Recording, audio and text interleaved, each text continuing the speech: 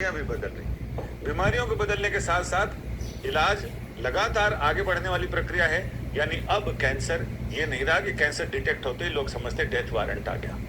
अब कैंसर लाइलाज तो है लेकिन अनकंट्रोलेबल नहीं। अब कैसे, इस पर पहले गामा नाइफ आया, अब साइबर नाइफ आया। साइबर नाइफ कैसे सर्जिकल स्ट्राइक करता है आपकी कैंसर सेल्स पर और बिल्कुल सुरक्षा के साथ उसको नष्ट कर देता है। आइए हम जानते हैं। डॉक्टर आदित्य गुप्ता सर्जन हैं और न्यूरो सर्जन हैं, जिनमें जो आधुनिकतम तकनीकें हैं जो पूरी दुनिया में कहीं अवेलेबल है वो लेकर यहाँ भारत में आए हैं और इनसे हम बात करते हैं। डॉक्टर साहब, क्या मैंने सही बोला कि अब कैंसर, पहले लोग डेथ वारंट ही समझते थे कि आ गया जी आ गया, अब कब फांसी लग जाए कब क्या हो जाए पता नहीं, तो अब चीजें कैसे बदली? तो देखिए, पहले माना जाता था कि शरीर का अगर कैंसर ब्रेन में एक भी जगह पहुंच गया है तो वो अंत है। इसको स्टेज 4 ऐलान किया जाता था और स्टेज 4 जैसे ही अभी भी आप किसी के सामने ये वर्ड यूज करेंगे स्टेज 4 तो वो बोलेगा जी हमारी उसका अंत है, हमारी लाइफ का अंत है, आगे कुछ है नहीं, अब दवा नहीं सिर्फ दुआ है बस। तो अब ये जो है टोटली आज की डेट में ये स्टेटमेंट बिल्कुल गलत होगी। आज की डेट में हमारे पास ऐसी तरीके हैं इसको ट्रीट करने के।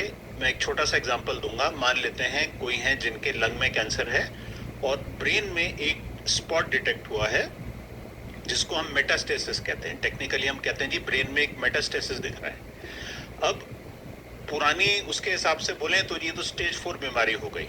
बट जो हमारा करंट ट्रीटमेंट है, अगर वो एक स्पॉट है या 4 स्पॉट है या 5, 6, 10 स्पॉट भी हैं, हम सिर्फ उन 10 स्पॉट का इलाज करते हैं और साथ में जो उनको रेडियोथेरेपी, कीमोथेरेपी शरीर के उस भाग से मिलनी चाहिए जहां से ये उत्पन्न हुआ है, उसका ट्रीटमेंट साथ में होना चाहिए। बट जो ब्रेन के 10 डिपॉजिट भी हैं वो हम सिंगल सेशन में 40 मिनट के ट्रीटमेंट में उनको हम खत्म कर सकते हैं। मतलब ब्रेन का कैंसर 40 मिनट में ठीक हो सकता है?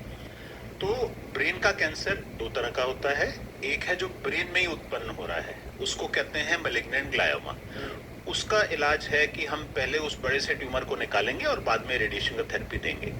बट जो और भी कॉमन सिचुएशन है कि किसी के लंग में, ब्रेस्ट में, प्रोस्टेट में या किसी और अंग में कैंसर हुआ और ब्रेन में उसका डिपॉजिट गया, उसको हम बिना ऑपरेशन के 40 मिनट में अप टू 10-15 डिपॉजिट्स अगर ब्रेन में छोटे साइज के हैं, हम 40 मिनट में उन 10 या 15 डिपॉजिट्स को खत्म कर सकते हैं। तो मतलब बाकी अन्य अंग में है तो क्या उसमें भी आपका ये नाइफ काम करता है क्या, या सिर्फ ब्रेन में काम करता है? तो ये एक बहुत अच्छा सवाल है। देखिए, साइबर नाइफ एक ऐसी तकनीक है जो ब्रेन, लंग, प्रोस्टेट कहीं भी इस्तेमाल की जा सकती है शरीर में, और अगर एक लोकलाइज्ड लिमिटेड कैंसर है तो उसको वो खत्म कर देती है।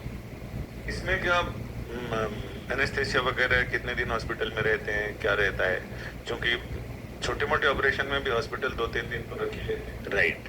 तो इस जो टेक्नोलॉजी है इसकी सबसे अच्छी बात क्या है कि जो मैं हर रोज पेशेंट को बताता हूँ, इसमें 1 पैसे का भी दर्द नहीं है और 1 पैसे का भी खतरा नहीं है, क्योंकि हम बेसिकली इसमें क्या करते हैं, बहुत ही कंफर्टेबल मास्क होता है, मास्क पहना के पेशेंट को लेटाते हैं। बाकी काम एडवांस्ड इमेज गाइडेंस से होता है। तो इमेज गाइडेंस की मशीन पेशेंट की पोजीशन को लॉक इन करके मेंटेन रखती है।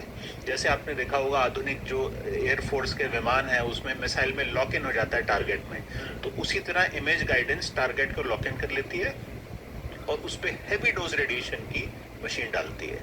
मशीन का प्रिसीजन इतना है, अगर पेशेंट का सिर्फ 0.1 मिलीमीटर भी हिलता है तो मशीन को पता है कि 0.1 मिलीमीटर हिला है और वो रेडिएशन की डायरेक्शन को चेंज कर देती है।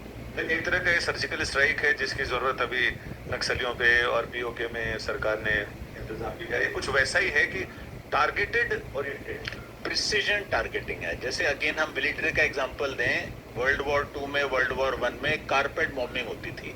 आपने देखा होगा एक विमान गया, लड़ाकू विमान, उससे 50 बम नीचे फेंके गए और इस पूरे एरिया को उन्होंने डिस्ट्रॉय कर दिया। आजकल कोई भी कारपेट बॉम्बिंग नहीं करता है। आजकल है प्रिसीजन गाइडेड मिसाइल होता है, टारगेट लॉक इन किया जाता है और वहां पे वो मिसाइल जाता है। तो सेम चीज हम मेडिसिन में आज इस्तेमाल कर रहे हैं। हर ट्यूमर का, जैसे मैंने बोला, अप टू 10-15 डिपॉजिट अगर हैं उन हर एक को इंडिपेंडेंटली एक एक करके हम टारगेट करते हैं।